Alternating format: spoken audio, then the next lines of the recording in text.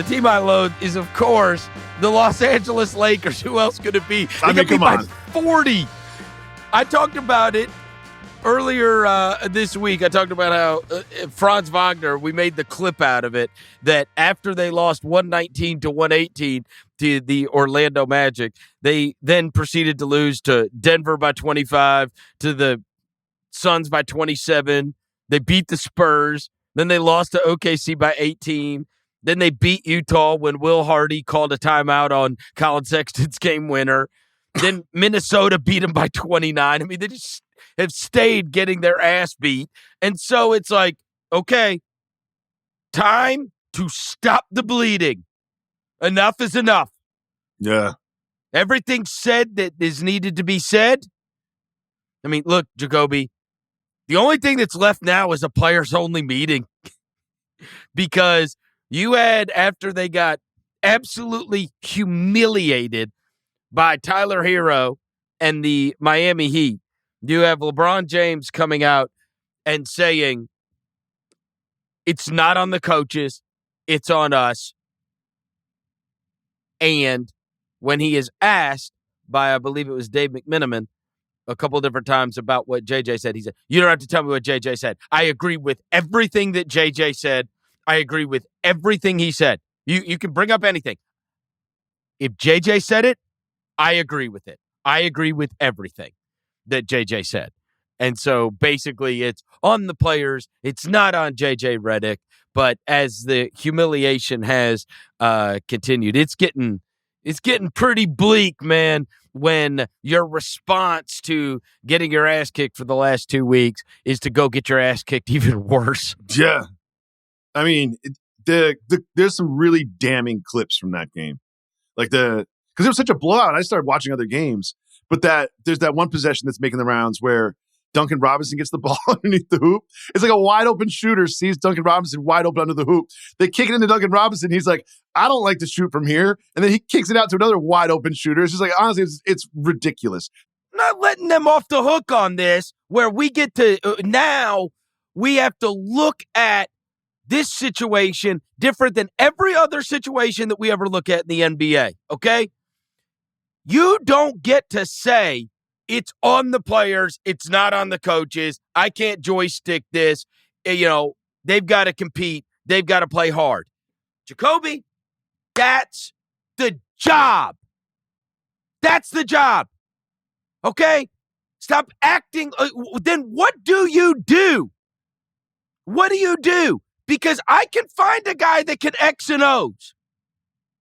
The job is that they play. The job is that they play for you. And in fact, every year we fire coaches because teams don't play for them anymore. We watch them play and we say they don't have the motivation. They're not playing for it. There's got to be a change. But instead, in this particular situation, what we're saying is, this isn't about the coaches. This is the players. I can't coach effort. Like, bro, that is the job. You could find a million guys that can X and O. In fact, most of these teams are not running some kind of complex schematic advantage. It's a high pick and roll. Yeah. It's a high pick and roll. And then we work from there. It's a kick out, right? So if they're not playing, then what is the job of the coach? If the job is not for them to play. I think that's a great point. And I also just want to say this. This is the opposite of the Bucks. This is who the Lakers really are.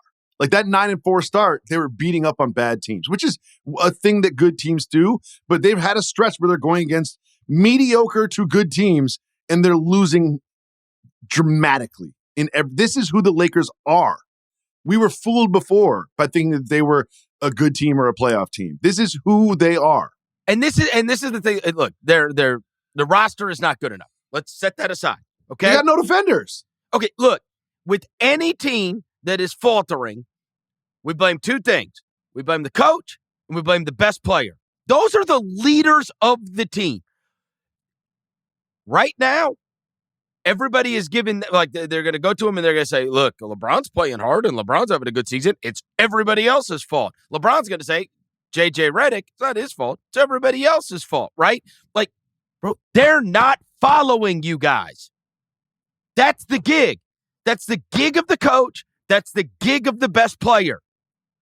If the rest of the team is not playing hard, or you don't think they're playing hard, it's because they are not accountable to you. So I'm going to just pile on with the player that I loathe this week, and we'll get back to regularly scheduled programming, because it's LeBron James. The player, and I'm a huge LeBron James guy. I'm a LeBron James stan, admittedly. But he's not the player I loathe this week because he missed 1 million threes in a row. Everyone's seen the stat. He missed 19 threes or whatever he did. And he scored 29 or whatever in that game against the Heat. Fine. The thing that I loathed about LeBron James this week, which is why I'm putting it here, because you so elegantly spoke about the leaders of the team being the leaders of the team, it was, I saw the clip. Tyler Hero hit 7 threes in the third quarter. And I said to myself, because I didn't watch the game, they're down by 30. Like, I'm going to watch another game. And I click on that clip. In every single one of those makes from Tyler Hero, LeBron James is underneath the basket because he's hidden on defense against like Bam Adebayo or whoever he's covering. He's not running around. And every single time the ball goes through the hoop, LeBron James's body language is the exact same. Slumped shoulders, looking at the guy who contested the shot, throwing his arms up, like, how come you guys can't do better? And when you talk about the leadership, and it happens, watch this clip. I'll send it to you. It happens on the first shot, the second shot, the third shot, the fourth shot, the fifth shot, the sixth shot, and the seventh shot in the third quarter. It's the exact same. He sees the ball go through, and he slumps his shoulders, and he blames his teammates, and then he takes the ball out of bounds. It's the exact same thing on all 7 shots. And when you talk about leadership, and we talk about vibes, and we talk about which teams are having fun playing basketball. Of course, you're not going to have fun when you're down 30, but it wasn't we need to get it together. Let's really work hard to dig ourselves out of this hole. It was, what are you guys doing out there? You need to be better. That was his body language. That's right. It feels like the best player and the coach probably go into the coach's office and bitch about the rest of them. Yeah, that's what it does feel like. That's exactly what it feels like. And it felt like LeBron was standing under the basket because he doesn't play anybody on defense. And he was like, you guys need to be better. That's not my job. It's like, well, make it your job. It's frustrating.